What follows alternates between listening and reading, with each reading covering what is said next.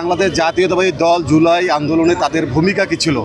আজকে জুলাই আন্দোলন শুধু জাতীয়তাবাদী দল একা না, আমরা সকল রাজনৈতিক দলকেই আমরা এর জন্য থ্যাঙ্কস এবং ক্রেডিট দিতে চাই। সকলের সম্মিলিত প্রচেষ্টা এবং সাধারণ জনগণ, শ্রমজীবী মানুষ, পেশাজীবী মানুষ সকলের ঐক্যবদ্ধ আন্দোলনের মাধ্যমে জুলাই বিপ্লব ঘটেছে।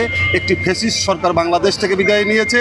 একটি বাংলাদেশের জনগণের কাঙ্ক্ষিত প্রত্যাশিত দল তাদের প্রত্যক্ষ ভোটে, তাদের ভোটের মাধ্যমে রাষ্ট্রীয় ক্ষমতা পরিচালনা করছে।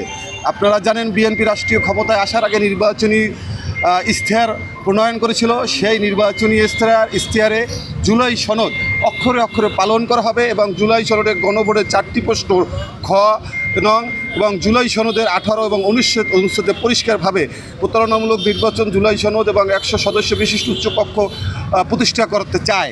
এগুলো আমরা এখনও স্পষ্টভাবে বলছি, আমরা এগুলো পালন করব। যার বাংলাদেশের জনগণকে একটি বিতর্কিত দল যারা বাংলাদেশের জন্ম লগ্ন থেকে তারা বাংলাদেশের ষড়যন্ত্র করে আসছে বিরুদ্ধে, বাংলাদেশের গণতন্ত্রের বিরুদ্ধে, বাংলাদেশের সার্বভৌমত্বের বিরুদ্ধে, তারা এখনও আবার বিএনপির জনপ্রিয়তা ঈর্ষান্বিত হয়ে বিএনপির নির্বাচনী ইশতেহার যেভাবে বাস্তবায়ন হচ্ছে তা দেখে ভীত সন্ত্রস্ত হয়ে তারা বিতর্কিতভাবে বাংলাদেশের জনগণের কাছে একটা মেসেজ দিচ্ছে যে জুলাই সনদ এবং গণভোটকে বাংলাদেশ জাতীয়তাবাদী দল মানতে চায় না। কিন্তু আমরা স্পষ্ট বার্তা দিতে চাই যে হ্যাঁ, আমরা এ নিয়ে বিশৃঙ্খলা করার কিছু নেই, আমরা জুলাই সনদ অক্ষরে অক্ষরে পালন করব। এইটাই আমাদের জনগণের কাছে মেসেজ। ধন্যবাদ আপনাকে।